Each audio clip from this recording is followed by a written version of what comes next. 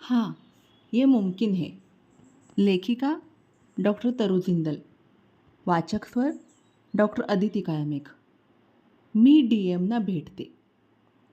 मी D एमच्या कार्यालयात गेले. मी जणू पंतप्रधानांनाच भेटायला जाते आहे असं मला वाटत होतं. डरना नाही तरू. डी एम सर आत आले. माझ्या अपेक्षेपेक्षा ते बरेच तरुण होते. तुम्ही आलात त्याबद्दल धन्यवाद डॉक्टर तरु, ते म्हणाले. त्यांच्या बोलण्यात मला आपुलकी आणि नम्रपणा विशेष जाणवला. सर, खरं तर तुम्हाला भेटायला मिळालं याबद्दल मीच आभार मानायला हवेत. जिल्हा रुग्णालयाबाबत तुमच्याशी चर्चा करायला मी फारच अधीरपणे वाट पाहत होते. हो का? अरे वा, मग सांगा तर. आणि पुढचं साधारण तासभर ते माझं ऐकत होते, फक्त ऐकत होते. काही मुद्दे ते नोंदून ठेवत होते आणि अधूनमधून प्रश्न विचारत होते. त्यांच्या इतक्या वरिष्ठ पदावरचा माणूस मध्ये काहीही न बोलता माझं इतका वेळ ऐकून घेत होता याचं मला जरा आश्चर्यच वाटलं. मी न थांबता बोलत राहिले. मी जितकं विचारपूर्वक बोलत होते तितकंच मनापासूनही बोलत होते. मला माझ्या भावना दडवून बोलणं शक्यच नव्हतं. उलट मी फारच भावनिक होणार नाही ना याची मला काळजी घ्यावी लागत होती. यावेळी काहीही परिणाम झाला तरी बेहत्तर, पण उगाचच काही चांगलं चांगलं बोलायचं नाही किंवा काही लपवून ठेवायचं नाही असं मी ठामपणे ठरवलं होतं. रुग्णालयात जे काही चाललं होतं ते अजिबात चांगलं नव्हतं. विषय संपला.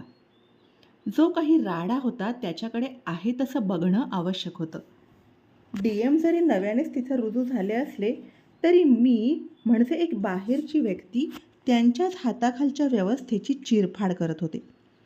त्यामुळे माझ्या बोलण्यावर त्यांची काय प्रतिक्रिया असेल ते मला समजत नव्हतं. पण जर खरोखरच बदल घडवून आणायचा असेल तर खोटं खोटं चांगलं बोलायचा मुखवटा फाडून टाकून सत्याला आहे तसं स्वीकारायला हवं होतं. मी तसा प्रयत्न केला.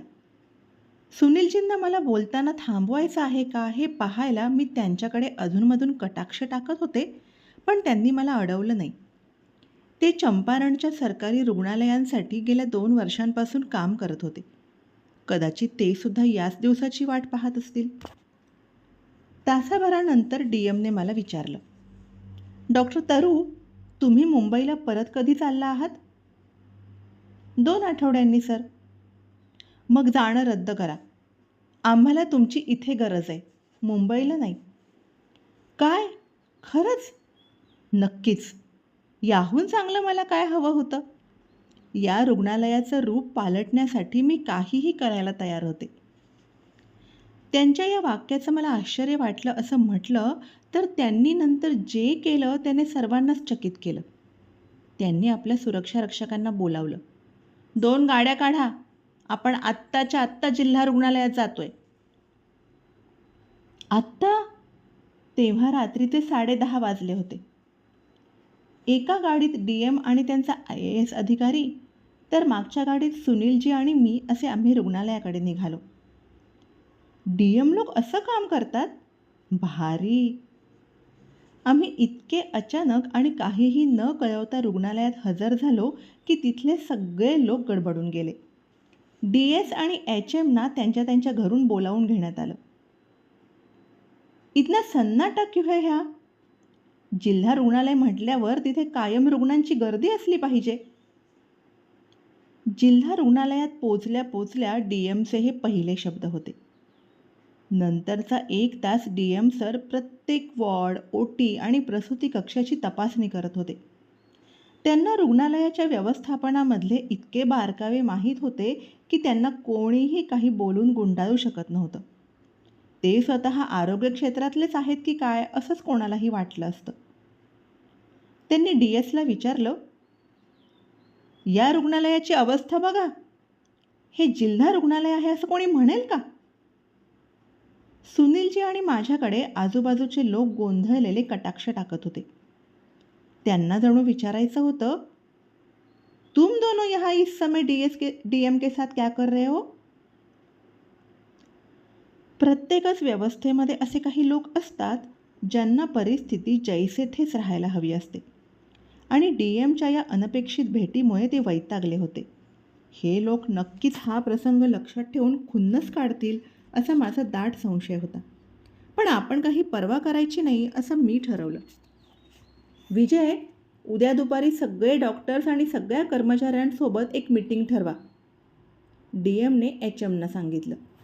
मग ते मला म्हणाले, डॉक्टर तरू, जिल्हा रुग्णालयासंबंधीची तुमची निरीक्षणं आणि त्यावर शक्य असलेल्या उपाययोजना यांचं एक पॉवरपॉईंट प्रेझेंटेशन तयार करा. उद्याच्या मीटिंगमध्ये ते दाखवा. तिथून पुढे मी बघतो. जिल्हा रुग्णालयातली माझी भूमिका आता संपली आहे असं मला वाटू लागलं होतं. तोच एक नवी सुरुवात होऊ घातली होती. DM सरांचं फक्त व्यक्तिमत्वच चैतन्यपूर्ण नव्हतं, तर कृती करण्यातही ते उत्साहाने पुढे असायचे. इथे आल्यापासून पहिल्यांदाच मी असा मनुष्य बघत होते जो फक्त शब्द देत नव्हता, तर आपला अधिकार कसा वापरायचा आहे त्याला बरोबर माहीत होतं. पहिल्यांदाच मला मनापासून केलेला निर्धार आणि कामाचा वेग दिसून आला. हे 2 अधिकारी जिल्ह्याकरता वरदान ठरणार होते असं दिसत होतं. दुसऱ्या दिवशी सकाळी आदल्या रात्रीच्या अचानक झालेल्या तपासणीचीच चर्चा सगळीकडे चालू होती. तू फितूर झालीस, अशा नजरेने बरेच जण माझ्याकडे बघत होते. HM, OTमधले कर्मचारी आणि रंजू सिस्टर असे फक्त काही मुठभर लोक DMच्या भेटीने खुश झाले होते. OT बाबू म्हणाला, DM सरांनी मध्यरात्री येऊन तपासणी केली, याचाच अर्थ त्यांना काळजी आहे, चांगलं झालं. बरेच जण माझा आधार घ्यायला, माझं समर्थन करायला बघू लागले. नाहीतर मी मीटिंगमध्ये त्यांच्या कारवाया उघड करीन अशी भीती त्यांना वाटत होती. मॅडम, आम्ही तुम्हाला तुमच्या कामात नक्की मदत करू. आमच्या विरुद्ध तुम्ही मीटिंगमध्ये काही सांगणार नाही अशी आम्हाला आशा आहे. हे बघा, मी कोणाच्या तक्रारी करायला इथं आलेली नाही आहे. जर मला तसंच वागायचं असतं तर मी ते खूप आधीच केलं असतं. इथे येणाऱ्या आयांना इथल्या व्यवस्थेकडून चांगली आरोग्य सेवा मिळायला सुरुवात व्हावी, हाच माझा उद्देश आहे. मीटिंगच्या साधारण तासभर आधी मी प्रसूती कक्षात फक्त एक नजर टाकायची ठरवलं. एक बाळ जन्मल्यावर रडलं नव्हतं. एक परिचारिका अंबुबॅगच्या साहाय्याने त्याचा श्वासोच्छवास सुरू करायची धडपड करत होती. मी तिच्यापाशी धावले. सिस्टर, प्रसूतीनंतर किती वेळ झालाय? मी तिच्या हातून अंबुबॅग घेत विचारलं. माहीत नाही, 5-1 मिनिटं असतील. बापरे सिस्टर, अहो खूपच वेळ वाया गेलाय. आता फार उशीर झालाय. बाळाला बराच वेळ फार कमी ऑक्सिजन मिळाला होता. अंबुबॅगेचाही काही फायदा होत नव्हता. त्या दिवशी नेमका ऑक्सिजन सिलेंडरही रिकामा होता. तो भरून आणायला विसरले होते. या केसमध्ये एंडोट्रॅकियल ट्यूबचा खूप फायदा झाला असता, पण तेही पाटण्याहून महिन्याभरापूर्वी मागवलेले अजून आले नव्हते. एंडोट्रॅकियल ट्यूब म्हणजे श्वसन नलिकेत थेट घालायची नळी. यामुळे थेट फुफ्फुसात हवा भरता येते. मग ऑक्सिजनसाठी बाळाला गुंडाळून खाजगी दवाखान्यात पाठवण्यात आलं. याआधी किती बाळांना असं पाठवलं गेलं होतं, पण ती काही परत यायची नाहीत. याला मात्र त्याच्या आजोबांनी परत आणलं, तसंच गुंडाळलेलं आणि आता मृत. खाजगी रुग्णालयात येण्यापूर्वीच त्याचा मृत्यू झालेला असल्याने तिथल्या डॉक्टरने त्यांना परत पाठवलं होतं. त्या बाळाच्या सुंदर निरागस चेहऱ्यावरून माझी नजर हटेना. एक पूर्णतः निरोगी बाळ दगावलं. किती शरमेची गोष्ट होती. आपल्या चेहऱ्यावरच्या अगणित सुरकुत्यांमधून तो वृद्ध मनुष्य माझ्याकडे पाहत होता. त्याच्या धोतर आणि कुडत्यावर चिखलाचे डाग होते. कदाचित खेड्यापासून इतका दूरचा प्रवास करून आल्यामुळे असेल, आणि आता त्यांच्या मनावरही डाग पडले असतील, जे मला दिसत नसले तरी जाणवत नक्की होते. त्यांची थंड निर्विकार नजर माझ्या आत घुसून मला टोचत होती. त्यांनी काहीही तक्रार केली नाही की प्रश्न विचारले नाहीत, पण मी तरीही फार अस्वस्थ झाले. सॉरी, खरोखरच सॉरी. एक जीव निर्माण करून तो 9 महिने मोठ्या कष्टाने पोटात वाढवल्यावर, 15-1 तास प्रसूतीच्या कळा सोसल्यावर जर आपल्या हातात बाळाचं थंड मृत शरीर आलं तर काय वाटेल, हे समजण्यासाठी मी स्वतः आई होण्याची गरज नव्हती. हे जे घडलं ते केवळ नशिबावर सोडून द्यायला मी तयार नव्हते. कारण या बाळाच्या बाबतीत जे घडलं ते घडू न देणं आमच्या हातात होतं. गेल्या 3 महिन्यांपासून आम्ही भरपूर कष्ट करून बदलाचे प्रयत्न केले असले तरी अजून खूपच पल्ला गाठायचा बाकी होता हे माझ्या लक्षात आलं. मी फारच दुःखी झाले. आजूबाजूचं सगळं जग अंधारा भासू लागलं. तरू बाहेर ये यातून, तुला अजून प्रेझेंटेशन द्यायचे. DM सर आणि त्यांचा प्रशिक्षणार्थी IAS अधिकारी आले. कधी नव्हे ते सगळे डॉक्टर्सही उपस्थित होते. मी माझ्या प्रेझेंटेशनच्या सगळ्या स्लाईड्स बाजूला ठेवल्या. आता मला त्यांची गरज नव्हती. सर, आज तासाभरापूर्वी एक निरोगी नवजात अर्भक प्रसूती कक्षात दगावलं, मी म्हणाले. माझं वाक्य सभागृहात नीट पोचण्यासाठी मी काही क्षण थांबले. सभागृहाच्या कानाकोपऱ्यात शांतता पसरली. सुरू असलेली कुजबूज एकदम थांबली. त्यावेळी इमर्जन्सी ड्युटीवर असलेल्या LOCने चमकून माझ्याकडे पाहिलं. तिच्या कामाच्या पाळीदरम्यान एक बाळ दगावलं होतं आणि तिला माहीतही नव्हतं. प्रसूती कक्षाच्या आत पाऊल ठेवायचीही तसदी तिने घेतली नव्हती. एक मोठा विराम घेऊन मी पुढे म्हणाले, सर, इथं काय घडतंय हे पाहणं फार महत्त्वाचं आहे. जेव्हापासून एखादी गरोदर बाई रुग्णालयात दाखल होते तिथंपासून ते तिला प्रसूतीनंतर घरी सोडेपर्यंत सगळं काही परिचारिकाच सांभाळतात. यात बऱ्याच गुंतागुंतीच्या केसेसही त्यांनाच पाहाव्या लागतात. त्यांच्यावर डॉक्टरांची देखरेख जवळपास नसतेच. जर या समस्येवर आपण काही तोडगा काढला नाही तर अशी बालकं दगावतच राहणार. इथे जे काही चालू आहे त्याची जबाबदारी घेण्याची वेळ आलेली आहे. DM सर त्या मृत्यूची बातमी ऐकून संतापले. एक बाळ दगावलं? अत्यंत व्यथित होऊन त्यांनी मला विचारलं, तुमच्या मते त्या बाळाचा जीव वाचवणं शक्य होतं? मी काही 100% खात्री देऊ शकत नसले तरी माझ्या मते हो, त्याचा जीव वाचू शकला असता, मी म्हणाले.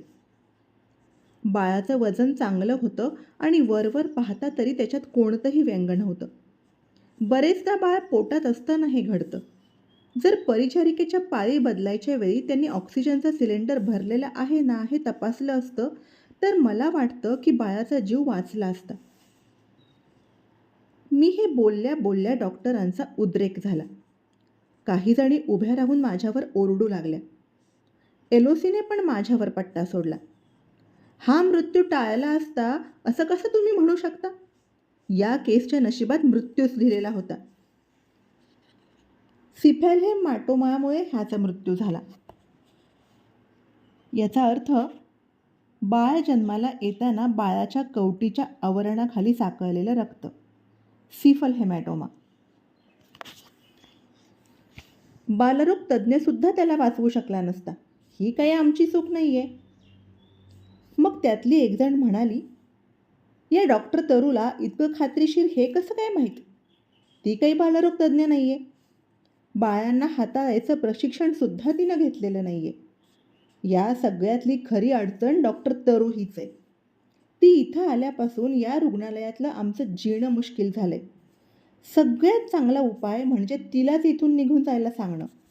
या जिल्हा रुग्णालयातली परिस्थिती सुधारायचा तोच एकमेव मार्ग आहे. संतापाने माझं हृदय जोरजोरात धडधडू लागलं. तरू, अजिबात घाबरायचं नाही. शांत बसू नकोस. इथं ज्या काही भयंकर गोष्टी घडतायत त्यांना वाचा फोडलीच पाहिजे. मग तुला इथून हकलून दिलं तरी बेहत्तर. हे काही तुझ्याबद्दल नाही आहे, हे इथल्या आयांबद्दल आहे. त्यांच्या बाळांविषयी आहे. त्यांच्याकरता आज न्याय मिळवलाच पाहिजे. स्वतःशीच हे बोलण्याने मला जरा धीर आला. इथे आल्या दिवसापासून मी कोणालाही थेट जाब विचारायचं टाळत आले होते आणि कोणालाही उपदेशाचे 2 डोस पाजायची उर्मी मी कशीबशी दाबून ठेवली होती. पण आता मी जेव्हा त्यांच्याच समोर त्यांच्याच वागणुकीबद्दल बोलू लागले होते तेव्हा ते चवताळून उठले होते. मीटिंग सुरू होण्यापूर्वीच सभेतल्या शिष्टाचाराचे 12 वाजले होते. DM सरांनी मध्यस्थी केली. हे म्हणजे निरोप्यालाच मारण्यासारखं आहे. डॉक्टर तरू फक्त निरोप्याचं काम करतायत. त्यांचं आपण ऐकून तर घेऊ. त्यांचं वय बघा. या सभागृहात त्या सगळ्यात तरुण आहेत आणि तरीही त्या बाळाचा जीव वाचू शकला असता हे सांगायचं धैर्य त्यांनी दाखवले. तुमच्यापैकी कोणामध्ये तितकी हिंमत आहे का? तुम्ही तर त्या बाळाचा मृत्यूच होणार असं जाहीर करून टाकलत. DM सरांचे ते आधाराचे शब्द ऐकून मला फार बरं वाटलं. मी चिंतित झाले होते नक्कीच, पण तरी माझं प्रेझेंटेशन पूर्ण करायचंच असा मी निर्धार केला. अधिक चांगल्या प्रकारे देखरेख करता यावी यासाठी परिचारिकांची खोली प्रसूती कक्षाच्या जवळ हवी. रुग्ण रुग्णालयात दाखल व्हायच्या वेळी नोंदी करता त्याची कागदपत्र बनवायला हवीत. तसंच कर्मचाऱ्यांकरता अधिक कडक सुरक्षा व्यवस्था असावी. अधिक स्वच्छतागृहांची निकड, OTमध्ये कोणीही आतबाहेर करण्यावरचे निर्बंध, तसंच तातडीच्या सेवेकरता 24 तास चालू असलेली लॅबोरेटरी हवी. आणि सगळ्यात महत्त्वाचं म्हणजे रोज सकाळी डॉक्टरांनी प्रसूती विभागाच्या वॉर्डात फेरी घेतली पाहिजे आणि प्रसूती कक्षात LOCची उपस्थिती असलीच पाहिजे. अशा सगळ्या समस्या आणि मुद्दे मी मांडले. मी यावर सुचवलेल्या बऱ्याचशा उपाययोजना ताबडतोब मान्य करण्यात आल्या आणि बऱ्याच उपायांवर एकमत न झाल्याने त्याविषयी काहीच ठरलं नाही. DM सरांनी काही कर्मचाऱ्यांना नोकरीवरून निलंबित केलं आणि त्या बाळाच्या मृत्यूचं तपशीलवार ऑडिट करून 2 दिवसात CDR म्हणजे चाइल्ड डेथ रिपोर्टची प्रत तयार करायचे आदेश दिले. सर, यापूर्वी या रुग्णालयात कधीच डेथ ऑडिट झालेलं नाही आहे, मी म्हणाले. याचा अर्थ नवजात अर्भक तसंच मातांच्या मृत्यूंचं तपशीलवार ऑडिट रुग्णालयांमध्ये केलं जातं. म्हणजे व्यवस्थापनामध्ये काही त्रुटी ढिसाळपणा नाही ना हे समजतं. कोणावर आरोप निश्चित करायला किंवा आरोप लादायला याचा वापर केला जात नाही, तर उपचारांची प्रणाली अधिक कार्यक्षम करण्यासाठी याचा वापर केला जातो. जेव्हा रुग्णालयात झालेल्या मृत्यूंची नोंद केली जाते आणि ते का झाले असा प्रश्न उपस्थित केला जातो, तेव्हाच हे ऑडिट केलं जातं. इथं या दोन्हीचा पत्ता नव्हता. त्यामुळेच कोणतीच जबाबदारी घेतली गेली नव्हती. मुंबईत कशी प्रत्येक नवजात अर्भकाच्या किंवा मातेच्या मृत्यूचे बारीक सारीक तपशील तपासून अक्षरशः चिरफाड केली जायची ते मला आठवलं. गरोदर स्त्री किती वाजता रुग्णालयात आली, किती वाजता तिला तपासलं गेलं, कोणती औषधं दिली होती, सगळे उपचार आजच्या वैज्ञानिक बाबींना धरून होते की नाही, असे सगळे तपशील पाहिले जायचे. पहिल्यांदा हे विश्लेषण डॉक्टरला रुग्णालयाअंतर्गत करावं लागायचं आणि त्यानंतर शहराच्या आरोग्य विभागाकडे ते जायचं. डॉक्टरला शिक्षा व्हावी असा त्यामागे अजिबात हेतू नसायचा. उलट त्यामधून सर्वांनीच धडा घेऊन रुग्णांना दिल्या जाणाऱ्या सेवेत सुधारणा करत राहावी हा हेतू असायचा. कोणते अंदाज चुकीचे ठरले, काय काय गोष्टी टाळता आल्या असत्या. निवासी डॉक्टर असताना मी स्वतः अशा कितीतरी ऑडिटना गेले होते. कधीकधी ती डोकेदुखी वाटायची खरी, पण त्यामुळे सगळेच जबाबदारीने वागायचे. ऑडिटमध्ये आपल्याला प्रश्न विचारले जातील या भीतीने रुग्णालयातला प्रत्येक डॉक्टर प्रत्येक गरोदर स्त्रीचं आरोग्य सर्वात अग्रस्थानी मानायचा. डॉक्टर तरू CDR आणि MDR म्हणजे चाइल्ड डेथ रिपोर्ट आणि मॅटर्नल डेथ रिपोर्ट याच्या ऑडिटचं प्रशिक्षण सर्व डॉक्टरांना देण्याचं काम करा. हो सर. त्यानंतर DM सरांनी रुग्णालयात वेगवेगळ्या जागी 6 स्वच्छतागृह बांधायचा आदेश दिला. नवीन सुरक्षारक्षक नेमण्याचे आदेश दिले. डॉक्टरांना अधिक चांगल्या सुविधा मिळण्यासाठी त्यांच्या खोल्यांची स्थिती सुधारायला सांगितलं. मग आपल्या प्रशिक्षणार्थी IAS अधिकाऱ्याला हे सगळे बदल तातडीने राबवायच्या सूचना दिल्या. डॉक्टरांची यानेही समजूत पटली नाहीच. संपूर्ण मीटिंगभर त्यांनी आपला विरोधी सूर कायम ठेवला. इतका विरोध करणारा श्रोतृवर्ग हाताळायचं DM सरांचं कौशल्य पाहून मी प्रभावित झाले. त्यांनी त्यातल्याच काही वरिष्ठ डॉक्टरांना सर्व डॉक्टरांच्या रोजच्या हजेरीची जबाबदारी नेमून दिली. त्यातून त्यांचं व्यवहार चातुर्यही मला दिसून आलं. त्यानंतर मात्र एका बाबतीत आमचं काहीच चालेना. जणू रस्ता बंदच झाल्यासारखं वाटू लागलं. ते म्हणजे लेडी डॉक्टरांना त्यांच्या ड्युटीच्या तासांमध्ये जिल्हा रुग्णालयात उपस्थित राहायला लावणं. सगळ्या डॉक्टरांनी याला सरळ नकारच दिला. 4 तासातून एकदा तरी नवीन रुग्णांना पाहायला याल का, मी विचारलं. काहीच उत्तर नाही. ठीक आहे, निदान 8 तासातून एकदा तरी. इथे आमचं काय चाललं होतं ते हास्यास्पदच वाटू लागलं होतं मला. डॉक्टरांना त्यांच्याच कामाच्या वेळेत त्यांचेच रुग्ण पाहायला येण्यासाठी मी घासाघीस करत होते. आणि यासाठी सगळे डॉक्टर्स गलेलठ्ठ पगारही घेत होतेच की. डी-एमच्या उपस्थितीची तमा न बाळगता त्या सगळ्या जणी माझा प्रत्येक प्रस्ताव नाकारत होत्या. या सगळ्याला वैतागून शेवटी डी-एम सर म्हणाले, इथल्या कामाच्या वेळेत जर कोणी डॉक्टर स्वतःची खाजगी प्रॅक्टिस करताना मला आढळला तर मी त्यावर कठोर कारवाई करायला मुळीच मागेपुढे पाहणार नाही. या धमकीवाजा सूचनेने तरी कोणाला काही फरक पडेल का, याविषयी मला शंकाच वाटत होती. दुसऱ्या दिवशी सकाळी 9:30 वाजता बाह्यरुग्ण विभाग सुरू झाला होता. सगळे डॉक्टर्स पांढरे एप्रन घालून आणि स्टेथोस्कोप अडकवून रुग्णांना तपासण्यात व्यस्त होते. मी स्वप्नात तर नाही ना, असं मला वाटलं. ओटीच्या बाहेरचा बायोमेडिकल कचरा वेगळा केला जातोय ना, हे पाहायला मी रोजच्यासारखी ओटीकडे गेले. आदल्या दिवशी डी-एम सरांनी ओटीची पुनर्मांडणी करण्यासाठी एक टीम नेमली होती. ती टीम तिथे चर्चेत गुंग असलेली मला दिसली. जिल्हा रुग्णालयात इतकी वर्दळ आणि धामधूम आणि इतके डॉक्टर्स मी कधीच पाहिले नव्हते. फक्त एका माणसाने आपला अधिकार वापरल्यावर सगळी व्यवस्था कशी खडबडून जागी झाली होती, हे पाहून मला हसू फुटलं. पण इतक्या लवकर विजय साजरा करायचा नाही हे मला कळून चुकलं होतं. हा अचानक झालेला चांगला बदल, ही ऊर्जा किती दिवस टिकेल याबद्दल मला शंकाच होती. मला पाहून माझ्याच वयाचा एक तरुण डॉक्टर अचानक माझ्या अंगावर जवळपास धावूनच आला. डॉक्टर तरू, तुम्ही ताबडतोब इथून निघून जा. आम्हाला तुमची मुळीच गरज नाहीये. कसपटा समान आहात तुम्ही. आप बाहेर जाओ. देखता हूं मैं आपको. काही वरिष्ठ डॉक्टर्स पटकन आमच्यामध्ये पडले आणि त्यांनी परिस्थितीमधला तणाव कमी करायचा प्रयत्न केला. मी म्हणाले, मी काल मीटिंगमध्ये जे काही सांगितलं ते पूर्ण सत्य आहे. मी मनाने रचून काहीच सांगितलं नाही आहे, हे तुम्हालाही चांगलंच माहिती आहे. आणि बाहेर भेटायचंच म्हणत असाल तर बताव, कहाँ आना है? हे शेवटचं वाक्य म्हणायची मला खरं तर काहीच गरज नव्हती. पण तरी मी बोलले. कदाचित मला गोड गोड बोलायचा फारच वैताग आला असावा. धन्यवाद.